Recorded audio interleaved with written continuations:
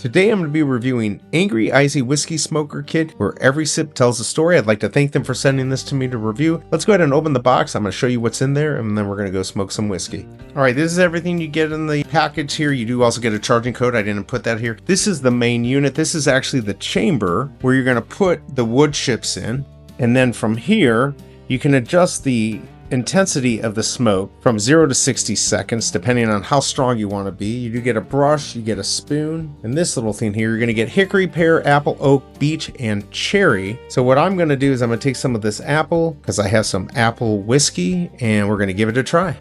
Here's a glass of whiskey. I'm going to take some apple wood chips. We're going to open this up here. We're going to go ahead and take out this little chamber here. We don't want to turn that on yet. We're going to fill this up with our wood chips here. What's nice about this is that you don't need a butane lighter. You don't need anything like that. So you're going to put this into here, push it all the way in, and then you're going to determine how long you want this on. I want to do a rich smoke here. I'm going to go for, let's say, 15 seconds here. Now we're going to put the unit on top of the glass, move this over here, and then we're going to go ahead and hit start. Unit is on.